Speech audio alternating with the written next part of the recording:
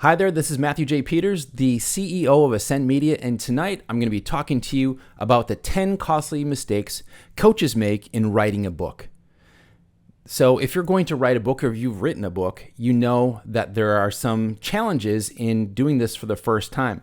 Now, I got to tell you that I'm not just reading books on this. I've actually written 2 books. These 2 books were both Amazon bestsellers. Amazon bestselling is a strategy. So once you know the strategy, you can make it a bestseller. And one of these, this one right here, was written in 10 months, and I invested $5,000 in having a publisher work with me on that. The second one I did, it took me about 10 days, and it cost me about $105. So there's a big difference there. And I learned a lot from the first one, and I learned what I wanted to put in that second one. And even doing the second one, I found that there were some challenges with that. So everything that I've learned from writing 2 books, making them bestsellers on Amazon, I'm going to show you 10 of them. I've got over 20, but I want to show you the top 10. I'm going to show you how to fix these problems and then profit from them. So the number 10 mistake is we're waiting to become a best writing author. You don't have to be an awesome writer. For me, I really struggled with writing when I was a kid in high school. It wasn't until I was an adult I started writing blogs, and I actually wrote a blog, and I did over 100,000 words, and then I wrote a book, Don't Own, Don't Rent, Live Well, and made that one a bestseller on Amazon. What you want to do instead is write as a marketer and know your goal. Are you writing your book as kind of like a cathartic experience where you just want to get these things off your chest and get it out into the world so you feel better? There's nothing wrong with that if that's what you want to do. But if you are a coach and you are coaching people through things, there's some specific things you want to do to make sure that you can profit well from your book. I didn't do that on the first one, so I learned a lot. What that cost me was probably hundreds of thousands of dollars. All right, so write as a marketer. Number 9 mistake is I'm going to make a living off of selling my book. So I want you to do the math on this. When I sell a paperback book, and it's print on demand through Amazon, so there isn't big warehouses full of the book. They print it on demand within like a couple days. You get it. I make about $3.50 off each one. So if I put this out into the world and I have it for sale for $10 or $20, and I make $3 to $5 off of it, if I sell 100 and I make $5 off of it, $500. If I sell 1,000, that's 5,000. So imagine every 30 days selling 1,000 books. What is it going to take for that to happen? And yes, I know there are strategies where you have a landing page and you're paying for Facebook and Google traffic to go to it, and then you have a follow-up series and everything. That's not what I'm talking about right here. All right, if you don't have that type of strategy and you're a coach, you're a consultant, you're a mentor, someone who has high-ticket services, I want you to not lose money on this. I actually want you to make quite a bit of money off of this.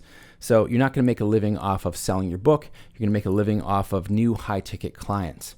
So when you're beginning with the end in mind, think about I'm helping people understand what the challenges are in this book and showing them that I know how to get out of this. And so sometimes when we're sharing our own story, we want people to feel pity for us, and we don't want that. We want to be the hero of that story, and we want to connect with them deeply so they see that we are like them and we got through it and we can help them through it as well. The number 8 mistake is subtitles are an afterthought. I just, thought it was a good sounding title. You want to write dozens of subtitles. Why is that? Because the subtitle is the promised result from reading the book. Now, I'm going to give you a couple of the bestsellers. Here's one. The 4-Hour Work Week, Escape the 9 to 5, Live Everywhere, Anywhere, and Join the New Rich. Sounds pretty tempting, doesn't it? Rich Dad, Poor Dad, What the Rich Teach Their Kids About Money That the Poor and Middle Class Do Not. Hey, I want in on that secret. I want to be a part of that strategy. This is something where you're building a desire for people to want what's in that. Here's mine, More Clients Today, 47 free and cheap premium client sources and the simple strategies to get even more clients starting today. And then the first book I wrote here was Don't Own, Don't Rent, Live Well. The thing that I get everybody to say, well, then what do you do? That's in the book, right? How to live debt-free, build your nest egg, and live life on your own terms. So you have some examples of the promises that are in your book. You want to catch them. So the title is the hook, make it interesting, and then the subtitle is the promise from reading the book. Number 7 mistake, the book is your thoughts and your personal story. That's great. There's nothing wrong with that. There's a lot of people who have a lot of joy and they feel personal success by accomplishing a book. What I'm talking about here is you using your book as a tool to get more clients. So the book book preframes your programs. What I didn't do in this first one is I didn't preframe my program. So when you're writing your program, how is it that by reading the book, people get educated to know exactly what it is that you're offering and the value of it, because you're taking them from being unconsciously incompetent to consciously incompetent. You're not trying to get people the master's degree that you have in working in your field for 20 years. You can't do that in a book. They can do that by working with you and targeting their specific areas, but a book is going to be very difficult to do that. I talked to Brendon Burchard one time, and it was at an author convention, and I asked him, says, do I write like Tim Ferriss and give them everything, or Robert Kiyosaki and preframe? And he said, give them everything. In the 4-Hour Work Week, he gives them everything. So I really like Brendon Burchard. He's a genius. Here's what I'd have to say about that. Tim Ferriss is not selling coaching. So, I mean, he's doing high-level stuff with executives and companies. Robert Kiyosaki has a suite of products. So what he wanted to do is get people in the frame of mind so they were educated in the value of his products and services. I hope that's clear, because there is no right or wrong here. I want you to think of the strategy that's going to work the best for you. Number 6 mistake is overly technical jargon. And I'm just going to go right into the 6th fix, is make it accessible and personal. You know, you want to tell stories in it. This is a rich dad. He's talking about his rich dad and his poor dad. One dad was not his biological dad. It was his friend's dad. And then his dad had a very different mindset. And so he's actually using his real dad or his own dad as kind of like the education. Here's where you're at, and you want to be where my rich dad was, my friend's dad. So it is brilliantly put together. But the personal thing is the stories, and accessible is I don't understand, going to really deep investment strategies with real estate. I wrote a book that was in the real estate section, but I don't know all the technical stuff about it. So me going into all the technical tricks and stuff, that's not necessary for a book. That's what you get in the program. They can educate you, answer all of your questions, because a lot of times just reading a book, you don't even know what questions to ask. So the pre-framing in your book helps people understand the conversation and the value of your programs and services. Number 5 mistake is you have a slow start. So the book opens and you're yawning, right? You're like kind of paging through, when does this thing really start? I learned to start in the action. I learned this from a couple of different things. Number 1, I have 2 screenplays I've written here. I was a film student in college, and I learned to write screenplays. And one of the things is you want to get people hooked. When you have someone reviewing screenplays to purchase, they have stacks of them. And so they just start reading. And if like the first 3-4 pages, they're not hooked, they're going to just go on to the next one. They throw it away. So you need to get them in the first few seconds. And this is the same thing for your videos. It's the same thing in your book. And I learned from Bo Eason, who teaches how to master the stage when you're on stage, how to just like own the stage.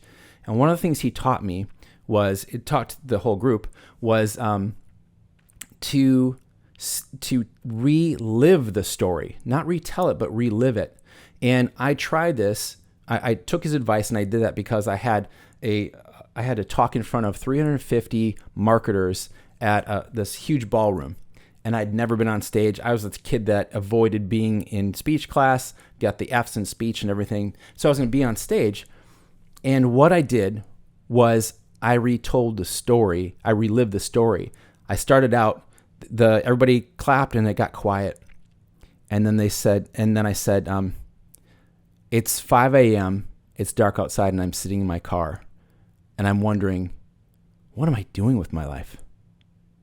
That's how I started out my speech on stage. And I captivated people because as I talked about the struggle of the entrepreneur, they felt it. It was meaningful for them. It was deep. And there's actually people in the audience that were crying because I captured what it was like to be in that pain, but then I turned it around and I was able to show them as a hero and how I got through some things myself. So start in the action. When you start your book out, get them hooked right away. If you watch any HBO series, it's usually within the first minute or so that gets you hooked. Any series, the first minute that gets you hooked. Number 4 mistake is you link out to resources. You always want to give credit where credit is due. I did that in both my books. But what I learned is when I am linking out to somebody else's website, they may change their website and their page changes. And guess what? I have a printed book that's out there. Matter of fact, both my books, I have printed books out there that have links that don't go anywhere. And so people go in there like they really want information on it. They type in the link and guess what happens? They get a 404 page. It just makes it look like my book is out of date, which it is because I didn't do what I need to do here. So number 4 fix is redirect to resources. So you want to redirect through your website. Here's what I mean. My website is ascendmedia.com, ASYND media.com. If I want to put links in my book, let's say it's for Tim Ferriss's blog. I go to ascendmedia.com/Tim. Make sense? So you can use a plugin if you have a WordPress site. It's called Pretty Links. You can get it for free, but there's a paid version as well. Or my good friend Troy Broussard has actually created a program, and it's a service you can get. It's a SAS, software as a service, redirectme.io. So if you don't have a WordPress site or you want something that's more specialized, creates QR codes, that right there is a resource I'd highly recommend. But make sure you have editorial control of the links after they're printed. If I send it over to Tim Ferriss's site and he changes something over there, I go into my site and redirect it and the link stays the same in the book. I hope that makes sense. It's going to keep you relevant longer. Number 3 mistake is call to action at the back of the book. Now I did that here. I had a beautiful call to action. I had photo. I had, basically like go here and you're going to here's your next step. Go to this website and you can get on board. And what actually is people don't read to the end of the book. Very few people will finish your book, and that's okay. So what you need to do, like I do in the podcast, which I recommend people do in their videos, is you have an early call to action. That means within the first minute of your video, your podcast, you want to tell people what the next steps are. How do I get the deeper version of what I'm going to be presenting here? So I say pepper unique CTAs throughout. What does that mean? Your calls to action, remember, this is your program in book form. All right, I want you to think about that. And going back to Brendon Burchard years ago, he had Experts Academy, the book. I don't remember what it was called, but it was basically Experts Academy, the 5-day event as a book. People pay $20 for the book or $2,000 to go in person. People want those different experiences. So they didn't read the whole book. They like what they read so far, and then they just get the $2,000 ticket to go to the event. Pepper unique CTA. So when I'm done with a chapter here, I have a CTA, a call to action. That call to action is for my products and services that tie in with what they just read, because I just educated them on the value of it. All right. That call to action, I don't have one call to action throughout the whole book. That call to action is tweaked to connect with what they just read, right? You want to make it relevant to what they just read that they found was very powerful. Number 2 mistake is keep them reading without interruption.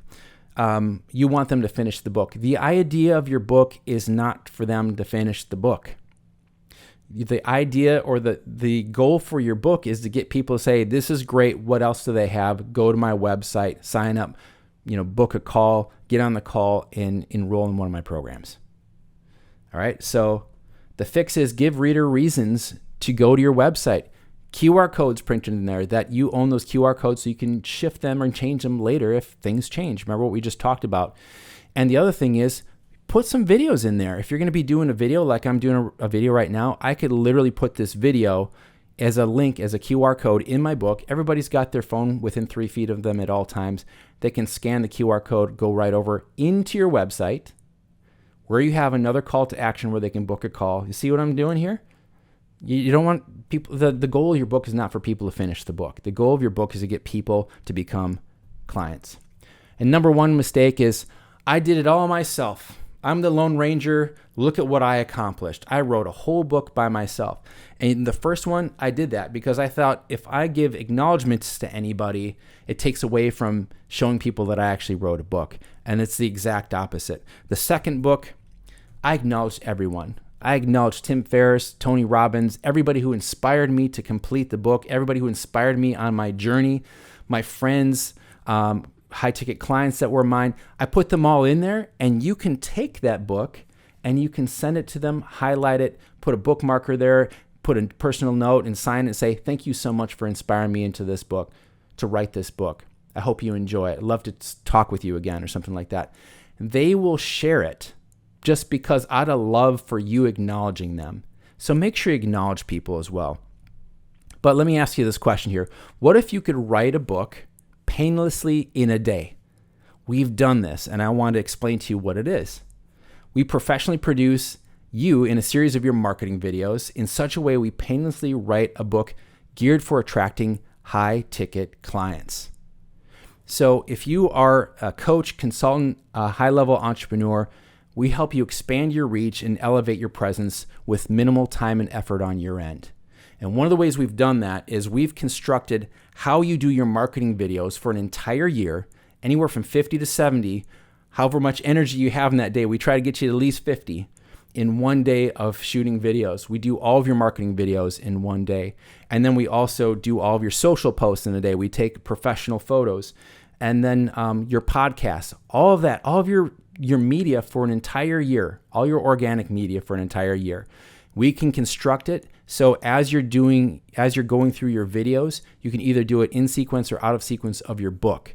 We take all of that content, we map out your book, and then we have a content editor who is a writer as well that goes through and massages everything you said into your book with the calls to action and everything, so it is a high-ticket book, right? If this is interesting to you, if you want to have your book, have your video series done, have a magazine with you on the cover, all those things we've done, all those things we do for people, we want to do that for you too. We want to make sure though that you are getting consistent results for your clients. That is key. If you're not getting results, if you're just trying this thing out, it is definitely not for you. We want people who have a history of results, people who are pursuing mastery in what they do, because if there's no faking it when you're on camera all day, capturing everything.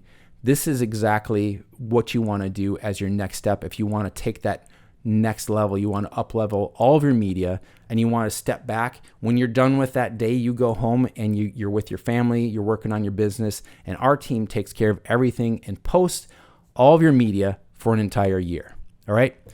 Go ahead and book a call with me. You can go to ascendmedia.com/call. You can speak directly with me on that call, right? Thanks so much for being on here. We look forward to speaking to you next time. Bye-bye.